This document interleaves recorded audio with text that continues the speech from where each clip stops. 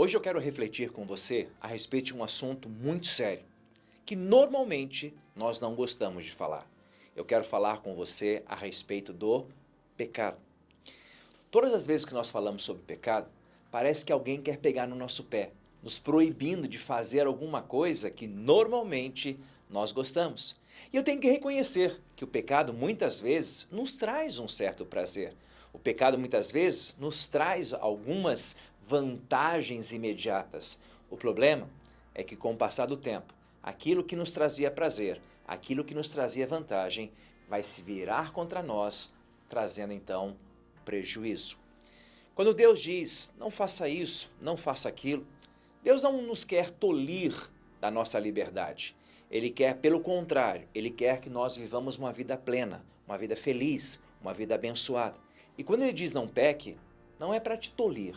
Quando Ele diz não peque, é para te proteger. É para proteger a tua família. Porque Ele sabe que o salário do pecado é a morte. Ele sabe que com o passar do tempo, o pecado vai trazer para nós consequências. Mas o que é pecado? Pecado, no sentido etimológico da palavra, significa errar o alvo. Que alvo? O alvo é a vontade de Deus. Ou seja, quando nós fazemos ou deixamos de fazer algo que é da vontade de Deus, então nós cometemos o pecado. Nós sabemos que o primeiro pecado está narrado lá no livro de Gênesis. E Satanás, ele foi a pessoa que se valeu da sua astúcia para fazer com que Adão e Eva viessem a pecar. Eu não tenho dúvida de que aquele pecado ele foi gerado ao longo dos dias, quem sabe das semanas ou até mesmo meses. Quando a Bíblia narra, fala que Satanás apareceu para Eva e propôs para que ela comesse daquele fruto. Mas eu particularmente acredito que aquilo ali foi uma sequência de pequenas conversas. Eu não creio que o diabo simplesmente apareceu, incorporado em uma serpente, apareceu para Eva e disse bom dia, e ela respondeu bom dia. Afinal das contas, até onde me consta, serpente não fala. Para que o diabo pudesse chegar até a Eva, para que o diabo pudesse convencê-la de comer aquele fruto, eu tenho certeza que dias foram investidos. Eu acredito que um dia o diabo apareceu, fez só um barulhinho e ela olhou aquela serpente. No outro dia, ela voltou ao mesmo local, viu a mesma serpente que chamou a sua atenção. E com o passar do tempo, Satanás ele foi se manifestando a Eva, foi, entre aspas, ganhando da Eva a sua confiança. Eu acredito que Satanás ele também trabalha através de processo. Ninguém que comete um pecado, ninguém que toma uma atitude radical, toma essa atitude do dia para outro. Normalmente isso vai acontecendo de acordo com um processo. Nós costumamos trabalhar com pessoas em casa de recuperação e algumas pessoas viciadas nos mais diferentes tipos de droga. E a gente senta com essas pessoas e pergunta, como é que você entrou nisso? Normalmente, eles dizem, pastor, eu comecei só com champanhe na época do Natal, quando eu era criança. Eu comecei só com um pouquinho de vinho. Meu pai me dava quando eu era criança. E depois eu achei que podia tomar outra coisa, depois achei que podia tomar outra coisa, depois outra. Acabei na pinga, acabei na cachaça. E aquilo ali já não me satisfazia. Aí eu comecei a entrar nas drogas, comecei na maconha, da maconha fui pro crack, e do crack sei lá para onde. Ou seja, o pecado, ele começa sempre pequenininho.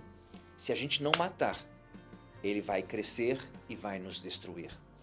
Quando Satanás tentou a dona Eva, ele começou através de um processo. Até que um dia, a dona Eva disse, tá bom, eu vou comer esse fruto. Mas uma coisa me chama a atenção. Durante esses dias que eu imagino, que a Eva ia todos os dias ali naquela região onde estava aquela árvore e conversava com Satanás. E minha grande pergunta para você hoje é, cadê o Adão? Onde que ele foi? Será que ele não percebeu que a sua esposa todos os dias ia até aquela árvore? Será que ele não percebeu que a sua esposa todos os dias conversava com uma serpente? Será que ele não percebeu nada de diferente na Eva? Ou ele simplesmente ignorou? E eu quero fazer aqui um pequeno parênteses, uma pequena ressalva para você. Recentemente eu estava assistindo na televisão uma série de matérias que fala a respeito de bullying. E muitas crianças estão sofrendo bullying nas escolas. E quando os pais dessas crianças foram chamados à escola, perguntaram para os pais, o senhor sabe que o seu filho Ou a senhora sabe que o seu filho está sofrendo bullying? E por incrível que pareça, a maioria dos pais disseram: eu nem imaginava que meu filho estava sofrendo bullying na escola. Querido, esse tipo de reação dos pais me causa um certo espanto. Como um pai não percebe que a criança está sofrendo? Hoje, Satanás, que no livro de Gênesis foi representado por uma serpente, ele ronda as nossas crianças. E se nós, como pais, não ficarmos atentos, essas serpentes poderão ferir os nossos filhos. Então a minha palavra para você hoje, dentro desse meu parênteses: papai, mamãe, fica de olho no seu filho. Satanás quer matar, roubar e destruir. E cabe a nós, como pais, tomarmos conta dos nossos filhos. Estabeleça todos os dias, um relacionamento com ele. O primeiro pecado entrou no mundo porque, de alguma maneira, Adão não deu a atenção necessária para Dona Eva.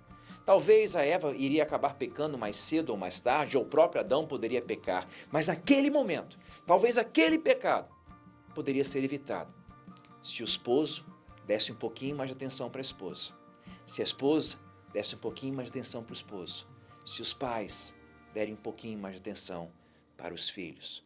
Então, nós somos responsáveis por aquilo que nós cativamos, ou por aqueles que nós cativamos.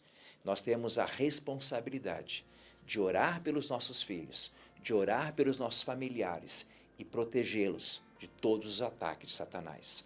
Não se esqueça, o primeiro pecado aconteceu porque Eva foi seduzida, mas também porque Adão não deu a atenção necessária para sua esposa.